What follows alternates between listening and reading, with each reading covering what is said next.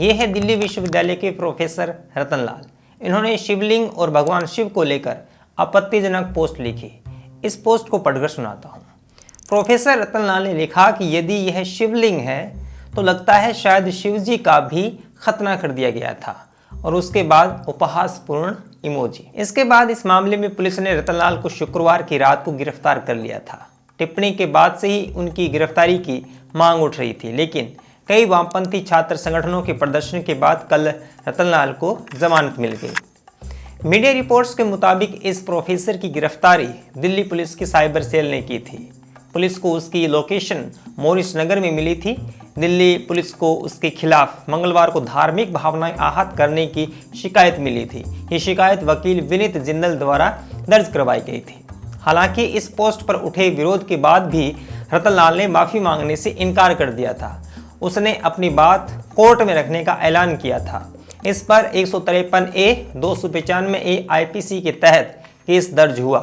Case दर्ज होने के बाद भी रतनलाल ने सोशल मीडिया के माध्यम से बयानबाजी जारी रखी थी। सवाल ये है कि आखिर हिंदू देवी देवताओं और प्रतीकों का उपहास उड़ाना, उन पर अश्लील टिप्पणी करना और इनका अपमान करना इतना आसान क्यों है, और आखिर क्यों एक खेमे के लिए यह स्वाभाविक प्रवृत्ति बन गई है। बात करेंगे इस वीडियो में। बात दिल्ली की। देखिए, दिल्ली यूनिवर्सिटी के प्रोफेसर रतन लाल को ज्ञानवापी मस्जिद में मिले शिवलिंग को लेकर कथित आपत्तिजनक टिप्पणी के आरोप पर दिल्ली पुलिस ने गिरफ्तार कर लिया है। Every evening, Parvati will ask, "Oh, Shiva, how was the day?" Shiva will be like, "Oh, I totally killed it, baby."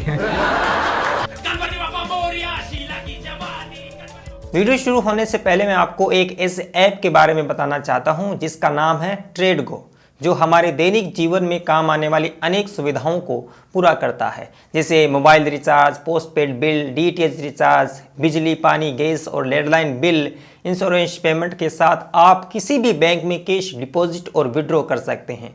और आपके लिए ट्रेडगो हर रिचार्ज पर कैशबैक भी देता है। तो देर किस बात की, इस ऐप को अभी डाउनलोड करें। लिंक दे रहा हूँ डिस्क्रिप्शन में और पिंड कमेंट में। यूज़ कीजिए मेरे इस रेफरल कोड को। अब आते हैं अपनी बात पर।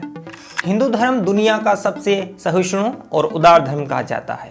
हर धर्म संप्रदाय के समान हिंदू समुदाय में भी अनेक कुरीतियां रही हैं और शोषण का कारण भी बनी हैं, लेकिन उन कुरीतियों को मिटाने के प्रयास भी समाज के भीतर से ही उपजे हैं, और अपनी गलतियां सुधारने की भावना भी हिंदुओं में स्वीकार भाव से उपजी है। लेकिन ऐसा अन्य समुदायों में इस तरह से नहीं हुआ है। खासकर इस्लाम में तो बदलाव निषेध सा प्रतीत होता है। इसके बावजूद आप देखते हैं कि खास तरह का वर्ग हिंदू धर्म पर अपमानजनक टिप्पणियां करने से चूकता नहीं है।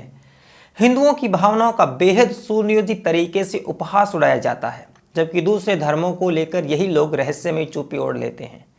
आप इन्हीं दिनों की कुछ मिसालों पर गौर करें। किस तरह से शिवलिंग को लेकर अभद्र और उकसाने वाले चुटकुले बनाए गए। इस प्रोफेसर रतनलाल के अलावा अनेक लोग थे जिन्होंने यह कार्य किया। ये कोई डॉक्टर श्रीनिवास हैं। इसने एक कार्टून शेयर करते हुए कैप्शन में लिखा कि breaking, after the recent Shivling fiasco Indian man are scared to sleep facing up.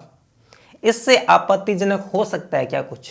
क्या ऐसा किसी अन्य समुदाय के किसी धार्मिक प्रतीक चिन्ह के साथ किया जा सकता है? नहीं, लेकिन हिंदुओं की भावनाओं के साथ ऐसा किया जा सकता है। ये TMC की सांसद महुआ मोइत्रा हैं। इन्होंने लिखा है कि hope Baba atomic research centre is not next of the digging list. ये कोई नगमा शेख हैं। ये लिखती है कि वजू खाने में बाबा मिले, पैखाने में भी चेक कर लो। और भी न जाने किस किस तरह की तस्वीरें लगाकर शिवलिंग का मजाक उड़ाया गया। और फिर कथित उदारवादी खेमा उम्मीद करता है कि हिंदुओं की ओर से कोई प्रतिक्रिया न हो। यह हद दर्जे की धूर्तता है। वैसे हिंदू देवी देवताओं की तस्वीरों और प्रतीकों का मजाक उड़ाने और उनका अपमान करने की जो हद है वो लगातार होती रही है। ये पिछले दिनों का ही मामला है जब अमेज़न पर यह बिक रहा था। टॉयलेट में शिव जी की तस्वीर, ये देखिए गणेश जी की तस्वीर, और ये देखिए शिवलिंग पर क्या पहनाया जा रहा है इस कार्टून में। और ये जो बंदा है शिवलिंग के ऊपर खड़ा है, ये देखो विज्ञापन में गणेश जी, ये देखो त्रिशूल पर क्या बना रखा है। और यह तस्वीर तो आप जानते ही हैं PK मूवी में शिव जी का पात्र कहाँ कहाँ छिपता फिरता है। और ऐसी न जाने कितनी ही शरारतें जो अभिव्यक्ति की आज़ादी के नाम पर इस देश में सर्वसामान्य है। अब आपको कुछ क्लिप्स सुनाता हूं जो कॉमेडी के नाम पर इस देश में सुनाया जाता है। Every evening, Parvati will ask, "Oh, Shiva, how was the day?" Shiva will be like, "Oh, I totally killed it, baby." Ganpati Bappa Moriya Sheila की जवानी गणपति बाप्पा मोरिया मुन्नी है हरामी At one point we just start banging our nipples for some reason. मेरा भगवान आया 1.5 दिन के लिए. बेशक हम सब इस्कॉन वाले हैं, पर अंदर से सब हरामी पॉर्न वाले हैं। एक का नाम अगर शिवाजी दूसरे का नेपोलियन होता तो कोई अपना दोस्त का शादी मिस नहीं करता ना। एंड अगर सीता ने सुन लिया तो वो तो डाउट करेगी कि if your husband is, oh why you are updating my husband, bitch? ये सब होने के बाद भी हिंदू समाज असहिष्णु है और अभिव्यक्ति की आजादी पर कुठाराघात है। इससे बड़ा मजाक और क्या हो सकता है भला। अब आप दूसरी ओर देखिए, फ्रांस में एक शिक्षक पैगंबर मोहम्मद का कोई कार्टून बना देता है तो एक छात्र उसका गला रेत देता है। Last year on the 16th of October, Samuel Paty left this school behind me after courses and was indeed brutally killed. He was stabbed and then beheaded by a young Chechen. दुनिया भर में इस घटना की चर्चा होती है और दुनिया भर के मुसलमान इस मामले में एक मुश्त हो जाते हैं। भारत के बड़े शायर मुनव्वर राणा ने कहा कि अगर ऐसा मेरे सामने होता है तो मैं भी ऐसा ही करूंगा जो उस लड़के ने किया, यानी गला काट देता। जीवन भर मोहब्बत के शेर कहने वाला शायर मजहब के मामले में मुसलमान ही था। पाकिस्तान में ईश निंदा के नाम पर घेर कर मार दिया गया और ईश निंदा के नाम पर क्या क्या होता है यह खबरें ही काफी है। एक बार स्वर्गीय रोहित सरदाना ने ट्विटर पर सवाल पूछ लिया। सरदाना ने लिखा था कि अभिव्यक्ति की आज़ादी फिल्मों के नाम सेक्सी दुर्गा, सेक्सी राधा रखने में ही है क्या? क्या आपने कभी sexy Fatima, sexy Ayesha, sexy मेरी जैसा नाम सुना है फिल्मों के?